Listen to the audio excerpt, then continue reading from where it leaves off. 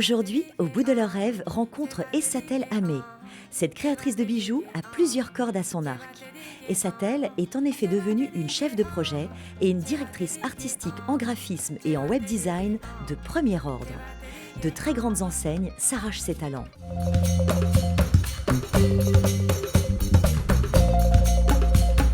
Essatel Amé, je suis ravie de vous accueillir dans Au bout de leur rêve.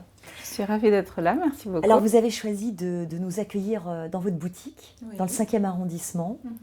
Vous êtes en effet créatrice de bijoux, mais vous n'êtes pas que ça. On va voir que vous avez plusieurs cordes à votre arc. Alors votre père est sénégalais, je crois. Tout vous à êtes fait. né en France. Oui. Votre mère est d'Argentine, franco-argentine. C'est ça. Enfant, est-ce que vous avez évolué dans un milieu artistique ou pas du tout ? Alors, je n'ai pas évolué dans un milieu artistique, mais j'ai grandi en Afrique. J'ai grandi en Afrique, à Dakar, et l'idée était que mes parents ne m'achetaient pas de jouets.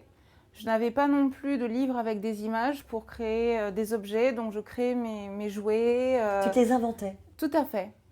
Ça, c'est intéressant. Donc finalement, ça a engendré une envie de créer, le fait de justement de ne pas avoir de jouets, de manquer de ça enfant. De jouer sur le détournement, de prendre des bâtons, d'aller voir les tailleurs, de récupérer les petits bouts de tissu, de faire des poupées avec ça ou de faire des voitures avec des bouts de papier, effectivement. En fait, des objets du quotidien qui deviennent des bijoux Tout à fait. Ou des jouets. Donc je continue à jouer à 31 ans.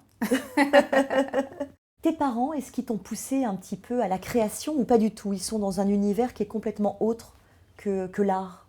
Mes deux parents ont été très concernés par l'art, mais ils ne m'ont pas spécialement poussée dans un premier temps. Ils sont concernés par l'art à quel niveau ? Ma mère a beaucoup dessiné. À 17 ans, elle allait rentrer au conservatoire. Et mon père a beaucoup dessiné. Il était égyptologue, donc il était très impliqué dans l'art égyptien, antique.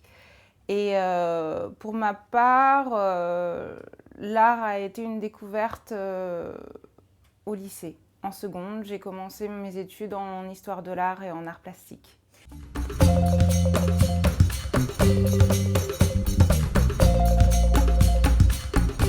Ton voyage au Brésil a un petit peu changé les choses. Tu avais 20 ans. Oui. Est-ce que tu peux nous expliquer ce qu'il a changé, ce voyage au Brésil ? Ça a été plouf-plouf. J'ai hésité entre l'Inde et le Brésil. Je suis partie pour le Brésil. J'avais besoin de redécouvrir le monde, redécouvrir l'humain. J'avais passé beaucoup de temps à étudier très fort et donc je ne privilégiais pas les relations humaines, etc. Et là, j'avais envie de ça. Donc je suis allée au Brésil. J'ai découvert des formes, j'ai découvert des gens, j'ai découvert une gaieté, j'ai adoré. La ville de Carioca ? La ville de Carioca. Qui a été le haut lieu, enfin qui est le haut lieu de la création au Brésil. Tout à fait, et puis le carnaval, toute cette énergie qui m'a transformée. Et là, tu vas faire une rencontre importante. Quelqu'un qui va croire en ton talent. Oui, Juan Pablo a beaucoup cru en moi. Il m'a permis de croire en mes bijoux, de les distribuer, de me faire connaître. Et ensuite, je suis allée en Argentine. Là, j'ai fait mon premier book. Et ainsi de suite, jusqu'à ce qu'aujourd'hui, j'ai ma boutique dans le 5e arrondissement. En Argentine ? En Argentine, ce qui s'est passé, c'est que j'ai appris de mon expérience au Brésil et j'ai décidé de professionnaliser un petit peu ce que je faisais, de montrer mon travail sous forme de book. Donc, j'ai fait mon premier shooting, etc. C'était mon premier pas vers la professionnalisation. À Paris, à Essatel, tu poursuis ce projet créatif. C'était important pour toi de le concrétiser aussi sur Paris ? C'était très important pour moi de revenir à Paris, de pouvoir exploiter ce que je faisais en Amérique du Sud, mais en France, parce que c'est un haut lieu de la mode, et que j'avais envie de m'imprégner de Paris. Alors, tu fabriques des pièces absolument magnifiques, des pièces uniques, exclusives. Alors, tu vas exposer dans les hauts quartiers du design, Montmartre, Opéra, et tu te fais connaître comme ça. Alors, tu as des maîtres mots, c'est Made in France et fait main également. C'est important pour toi, ce côté artisanal.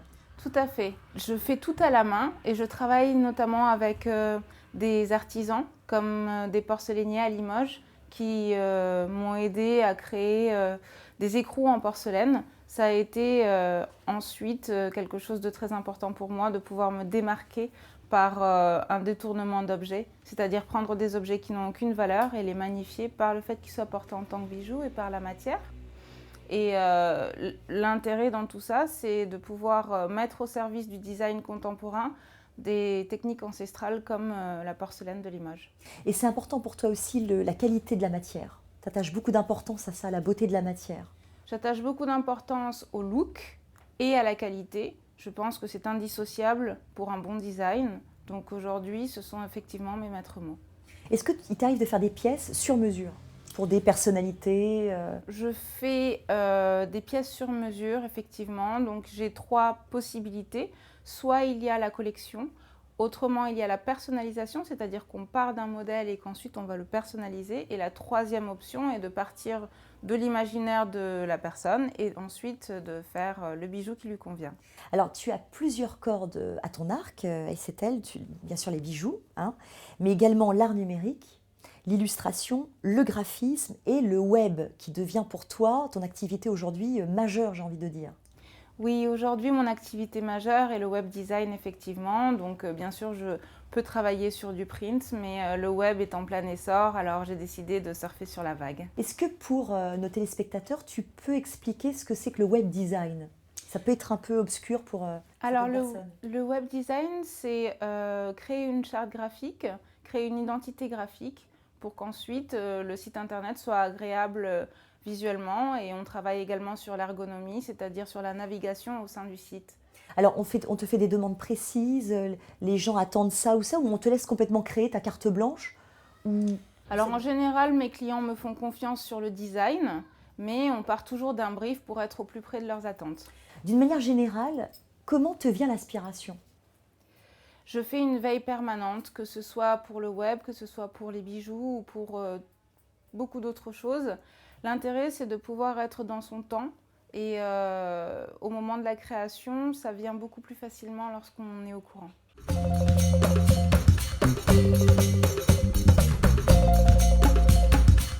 Alors en 2011, Estelle, c'est la concrétisation, c'est la consécration de tes rêves, on va dire, avec cette boutique. Alors la boutique s'appelle le 77, la marque de bijoux de haute fantaisie s'appelle Made in Love, et ensuite on va avoir la marque Nuage de lait qui est la marque de luxe, celle avec l'écrou en porcelaine de Limoges, et juste avant j'ai fait Bouteille de lait, l'agence qui vous fait grandir.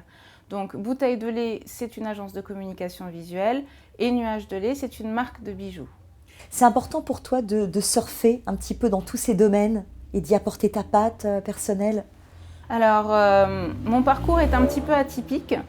L'idée est de ne pas avoir fait de choix, justement de pouvoir surfer sur plusieurs vagues et ensuite de pouvoir choisir celle qui me convenait le plus. Donc c'est très important pour moi d'avoir eu la liberté d'explorer tous ces univers. Est-ce qu'il y a des gens à qui tu voudrais rendre hommage, qui t'ont permis aussi d'arriver à la réalisation et à la concrétisation de tes projets? Alors oui, il y a beaucoup de personnes qui m'ont poussée, qui m'ont aidé à avoir confiance en moi.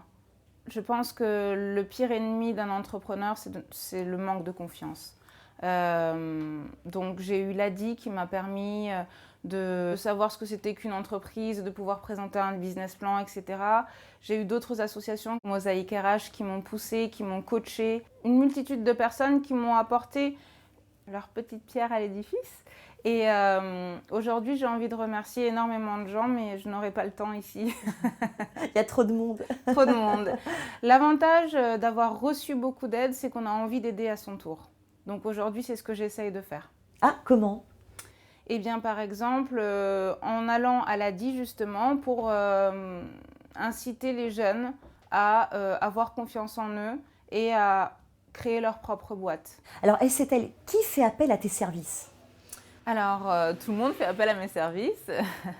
L'idée, c'est que je travaille pour des TPE, des PME, des grands comptes, donc autant des avocats, de l'hôtellerie que des très grands comptes comme Vinci. J'ai travaillé pour la BNP, j'ai travaillé avec Sologer.com, avec Elle Magazine qui m'a aidé également, BMW. J'ai été lauréate pour pour créer ma boîte et grâce à Défi Jeunes, j'ai reçu des fonds. Donc beaucoup de grands noms m'ont fait confiance et je tiens à les remercier. L'idée, c'est que je suis créatrice de plusieurs types d'identités. Donc je vais pouvoir travailler avec du corporate, avec des choses plus fun, avec tout type d'identité possible.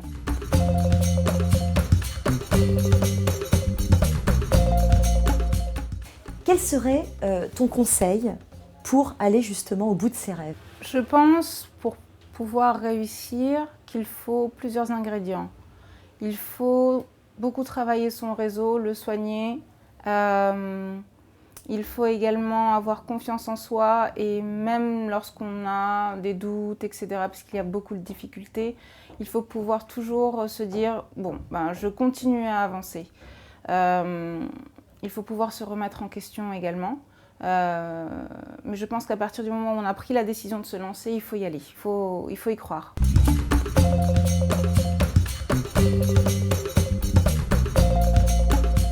Alors, Estelle, le prochain rêve, ce serait lequel? Alors, justement, j'ai eu plusieurs rêves, je les ai vécus et j'ai l'intention d'en vivre encore beaucoup. Donc, j'essaie d'exploiter mes skills pour passer dans d'autres univers parce que j'estime qu'il y a plein de vies professionnelles possibles. Je ne vois pas pourquoi est-ce que je m'arrêterais à 31 ans. Donc aujourd'hui, je me positionne en tant que directrice artistique en graphisme et en web design. J'ai longtemps vécu des bijoux. Aujourd'hui, j'ai envie de revenir au web. Actuellement, mon idée est de monter une start-up dans le big data, qui est une nouvelle vague et sur laquelle je veux vraiment surfer. Merci, Estelle. Merci beaucoup.